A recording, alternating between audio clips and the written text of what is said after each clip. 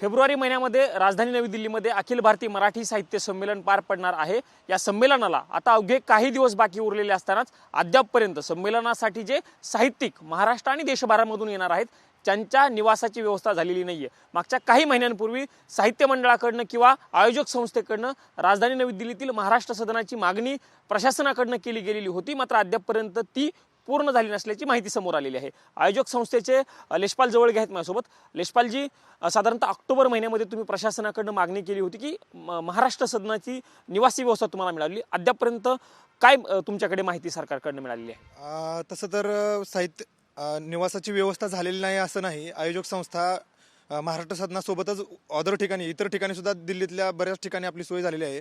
जवळपास 1000 लोकांची निवास व्यवस्था आज तागायत तयार आहे, परंतु मोठ्या प्रमाणात लोंढा दिल्लीत येण्याची शक्यता आहे।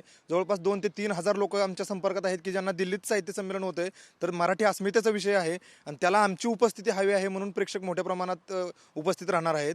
महाराष्ट्राच्या बाहेरील देशभरातून मराठी नागरिकांचा सुद्धा उत्स्फूर्त प्रतिसाद आहे।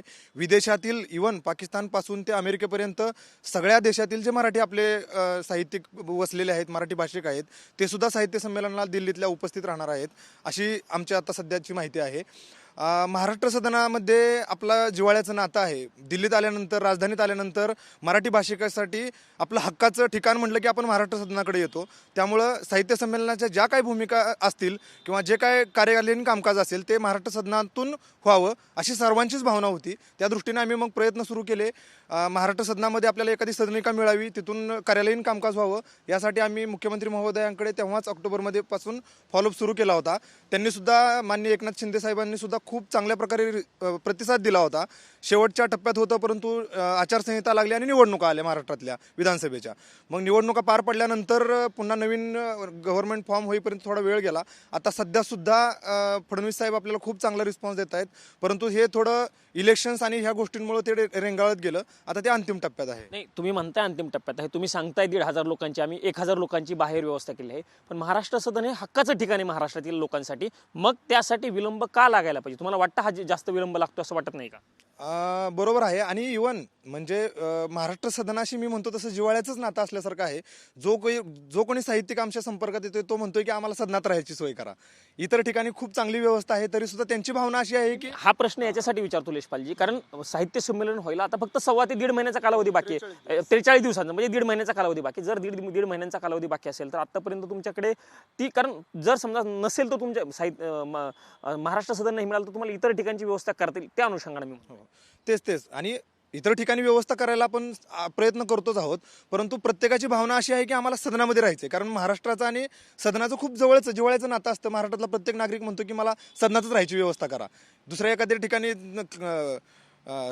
3 स्टार हॉटेलमध्ये व्यवस्था नको, पण आम्हाला सदनात करा। म्हणून आम्ही ठरवलं होतं की आम्ही मागणी केली होती तशी गव्हर्नमेंटकडे की जुनं सदन आम्हाला पूर्ण 21, 22, 23 तारखेसाठी द्या आणि ऑफिससाठी आपल्याला एक थोडीशी सदनिका 1 नोव्हेंबरपासून द्या, 1 डिसेंबरपासून द्या, अशी आपण मागणी केली होती। आता ते अंतिम टप्प्यात आहे, थोडंसं कार्यालयीन कामकाज आहे। अपेक्षा तुम्हाला आहे जुनं महाराष्ट्र सदन तुम्हाला 3 दिवस पूर्ण मिळेल? हो, आम्हाला अपेक्षा आहे आणि ती पूर्ण सुद्धा होईल, कारण मुख्यमंत्री साहेब आणि दोन्ही उपमुख्यमंत्री आपल्यासोबत खूप चांगल्या प्रकारे प्रतिसाद देत आहेत। फक्त ते इलेक्शन्समुळे ते रेंगाळलं असं प्रश्न त्यात असा एक विचारला, एक चर्चा अशी पण आहे, त्यात तथ्य तर तुम्ही सांगा, शुल्क घ्यायचं की निशुल्क द्यायचं या अनुषंगानं प्रशासकीय पातळीवरती तो मुद्दा रेंगाळल्याची माहिती आहे, त्यात किती तथ्य वाटतं? तुम्ही निशुल्क मागितलं होतं अशी पण माहिती आहे। आम्ही फक्त त्यांना मागणी केली होती की आम्हाला ते 3 दिवसाचं द्या, निशुल्क द्या, आम्ही अशी मागणी केलेली नव्हती।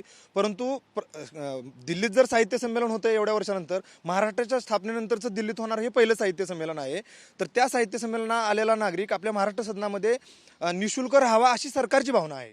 आम्ही तशी मागणी केली नव्हती, स्वतः सरकार ते निशुल्क देण्याच्या, तुम्हाला जर सदन मिळालं तर ते निशुल्क मिळेल अशी शक्यता आहे। निशुल्कच द्यायचं गव्हर्नमेंटचा तसा प्रयत्न सुरू आहे असं दिसतंय।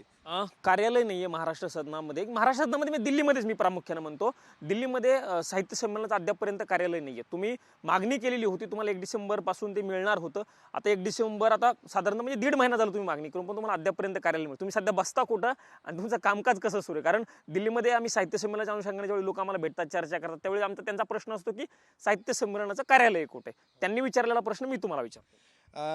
गोल मार्केटला जैन भवन येथे सध्या सरहदचं छोटंसं ऑफिस आहे। सध्या सगळं आम्ही कामकाज तिथून बघतोय, परंतु मराठी माणसाचं म्हणजे सगळी पावलं ही महाराष्ट्र सदनाकडे वळतात.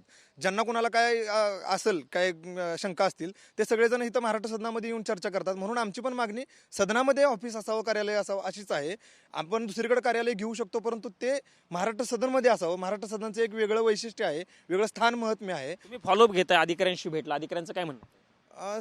ते प्रत्येक वेळेस हेच सांगतात की शेवटच्या टप्प्यात आहे, अंतिम टप्प्यात आहे. आणि आजची तर बातमी अशी आहे की ते मुख्यमंत्र्यांच्या टेबलला आहे. आज किंवा उद्यामध्ये ते त्यांच्या विलंबामुळे कार्यालय मिळत नाही असं म्हणायचं तुम्हाला? असंही नाही, निवडणुका होत्या त्यामुळे ते दिरंगाई होत गेली आणि त्यामुळे आतापर्यंत लेट होत गेला असंच आहे. दुसरा मुद्दा विचारतो की ट्रेनचं मला आठवतंय साम टीव्हीनी बातमी दाखवल्याच्या नंतर मुरलीधर मोहोळ जे मंत्री आहेत त्यांनी देखील या सगळ्यामध्ये मध्यस्थता केली होती आणि त्यांनी मान्य केलं होतं की ट्रेन दिल्या जातील. पण अद्याप आता ट्रेनची परिस्थिती कुठपर्यंत आली? किती ट्रेन तुम्हाला दिलेल्या आहेत? त्या शुल्क दिल्या आहेत की निशुल्क दिलेल्या आहेत? कधी कसं ट्रेनचं नियोजन आहे? तसं तर ह्याच्या अगोदर पण 54 साली जेव्हा साहित्य संमेलन दिल्लीत झालं तेव्हा मुंबई राज्य होतं, तेव्हा सुद्धा एक विशेष ट्रेन धावली होती महाराष्ट्रातून दिल्लीला. घुमान येथे जेव्हा पंजाबमध्ये 2014ला सरहदकडून साहित्य संमेलन झालं तेव्हा 2 विशेष ट्रेन धावल्या होत्या पंजाबमध्ये. आत्ता सुद्धा तीच भावना आहे की विशेष ट्रेन महाराष्ट्रातून मोठ्या प्रमाणात नागरिक साहित्यिक येणार आहेत दिल्लीत, तर विशेष ट्रेन असावी. त्याबद्दल आम्ही सुरुवातीपासून फॉलोअप घेत होतो, अजून पण सुरू आहे. स्वतः मुरलीधरांना मोहोळ जातीने लक्ष घालतायत ह्या विषयामध्ये, सुप्रियाताई लक्ष घालतायत, अश्विनी वैष्णव साहेबांना ते स्वतः भेटले. स्वतः त्यांनी व्हिडिओमध्ये दिसतंय की ते स्वतः म्हणालेत की मी ती विशेष ट्रेन लवकरच देईन म्हणून. परंतु आता प्रश्न असा आहे की ही तीव्र भावना आहे की साहित्यिकांना आता जर त्यांचं स्वतःचं तिकीट बुक, एकतर सगळे साहित्यिक ह्या भरोशावर राहिलेत की विशेष ट्रेन धावणार आहे आणि आम्हाला त्या ट्रेनमधूनच जायचं आहे सगळ्यांना एकत्र. त्यामुळे कुणीही तिकीट केलेली नाही आहे दिल्लीला येण्यासाठीची. आणि आता त्यांना आता शंकेचं वातावरण तयार झाले की आपल्याला ट्रेन मिळेल की नाही. परंतु ती मिळेल अशीच आता शेवटच्या अंतिम टप्प्यातच प्रस्ताव आहे असंच म्हणावं लागेल. सगळ्याच साहित्य संमेलनाच्या अनुषंगाच्या सगळ्याच गोष्टी अंतिम टप्प्यात आहेत असं म्हणायचं? हो ना, तसंच म्हणावं लागेल आता, कारण खूप कमी दिवस राहिलेत. ॲक्च्युली आमची खूप अपेक्षा आहे. मुरलीधरांना स्वतः फॉलोअप घेत आहेत केंद्रीय मंत्री अश्विनी वैष्णवांनी आणि सगळ्याच मंत्रिमंडळांना. ह्याला जरा थोडं भावनिक विषय आहे साहित्य संमेलन आणि मराठी भाषेला अभिजात दर्जा मिळाला आहे. त्यांनी लवकरात लवकर हा ट्रेनचा विषय मार्गी लावावा आणि लोकांना मोकळं करावं यातून असं आम्हाला वाटतं. शेवटचा प्रश्न विचारतो लेशपालजी, साहित्य संमेलनाच्या प्रवेशद्वारावरनं वादंग निर्माण झाला होता, चर्चा झाली होती. पहिल्यांदा सावरकरांचं नाव नव्हतं, सावरकरांचं नाव देण्याची विनंती केली, तुम्हाला धमक्याचे फोनही आले, त्या सगळ्या संदर्भात आपण बातम्याही केल्या होत्या. त्यानंतर सावरकरांचं नाव देण्याचा तुम्ही निर्णय घेतलेला आहे. पण दुसरीकडे बघायला गेलं तर अंधश्रद्धा निर्मूलन समितीनं तुम्हाला पत्र लिहिलेलं आहे, साहित्य मंडळाला पत्र लिहिलेलं आहे आणि डॉक्टर नरेंद्र दाभोळकर यांचं नाव देण्याची, जे विज्ञान भवनामध्ये पंतप्रधानांच्या उपस्थितीमध्ये उद्घाटन सोहळा होणार, त्याला नरेंद्र दाभोळकरांचं नाव देण्याची मागणी केलेली आहे. त्या प्रस्तावाचं सध्या काय झालेलं आहे? तुम्ही नाव दिलेलं आहात का नाव देणार आहात? सावरकरांचं नाव देण्यासाठी धमक्या नव्हत्या, ती विनंती होती, भावना होती मराठी भाषिकांची. नथुराम गोडसेंचा आणि सावरकरांचं एकत्र मी त्या अनुषंगाने. येस. आणि त्यानंतर मग आताच महामंडळाने आणि आयोजक सरहद संस्थेने हा निर्णय घेतला की जे VIP लोकांसाठी येणारं प्रवेशद्वार असेल त्याला स्वातंत्र्यवीर सावरकरांचं नाव देतोय, कारण त्यांचं मराठी भाषेतलं योगदान आपण नाकारू शकत नाही. आणि आता विज्ञान भवनमध्ये साहित्य संमेलन होतंय. ॲक्च्युली विज्ञान भवनचा निर्णय हा नंतर झाला, त्याच्या अगोदरपासूनच अंधश्रद्धा निर्मूलन समितीचा सर्व गट दिल्लीत मराठी भाषेसाठी एकवटणार होता आणि ते सगळेजण ह्या संमेलनात सहभागी होणार होते. परंतु जेव्हा समजलं की हे उद्घाटन याचं माननीय पंतप्रधान नरेंद्र मोदी साहेबांच्या हस्ते विज्ञान भवनला होणार आहे, तर त्यांची तशी मागणी आहे की त्या सभागृहाला नाव डॉक्टर नरेंद्र दाभोळकरांचं द्यावं. त्यांचं सुद्धा साहित्यात योगदान चांगलं आहे, ते सुद्धा आपण नाकारू शकत नाही. त्यासाठी महामंडळ आणि आयोजक संस्थेमध्ये विचारविनिमय सुरू आहे, त्याच्याबद्दल निर्णय घेतला जाईल. लवकरच निर्णय घेतला जाईल. हो. म्हणजे आपण हे लेशपाल जवळगे होते, प्रत्येक प्रश्नाचं उत्तर त्यांच्याकडे येताना लवकरच निर्णय होईल अशा पद्धतीचा आहे. आयोजक संस्थेचे ते पदाधिकारी आहेत. डॉक्टर नरेंद्र दाभोळकरांचा निर्णय नेमकं किती दिवसात होतो हे बघणं महत्त्वाचं असणार आहे, कारण अनिसची मागणी आहे की डॉक्टर नरेंद्र दाभोळकर यांचं विज्ञानामध्ये खूप योगदान होतं, त्यांनी अनेक पुस्तकं लिहिली, त्यामुळे त्यांचं नाव देऊन त्यांचा यथोचित सन्मान करावा अशा पद्धतीची विनंती अनिसनी केलेली आहे. त्यामुळं त्या सगळ्या अनुषंगानं साहित्य मंडळ आणि आयोजक संस्था नेमकं काय निर्णय घेते देखील बघणं महत्त्वाचं असणार. आणि सगळ्यात महत्त्वाचा मुद्दा म्हणजे जे साहित्यिक राजधानी नवी दिल्लीमध्ये येणार आहेत त्यांच्या निवासाच्या व्यवस्थेचा प्रश्न सध्या सरकार दरबारी आहे. त्यामुळे सरकार हा निर्णय किती दिवसात सोडवतं हे देखील बघणं महत्त्वाचं असणार आहे. अपेक्षा करूया लवकरात लवकर हा निर्णय होईल आणि त्यानंतर जे साहित्यिक राजधानी नवी दिल्लीमध्ये येतील त्या सगळ्या साहित्यिकांना महाराष्ट्र सदनामध्ये राहायची व्यवस्था होईल अशा पद्धतीची अपेक्षा आयोजक संस्थेसह सगळे साहित्यिक करत असताना आपल्याला बघायला मिळते. कॅमेरामन राजीव गौतम समी, प्रमोद जगताप, साम TV न्यूज, नवी दिल्ली.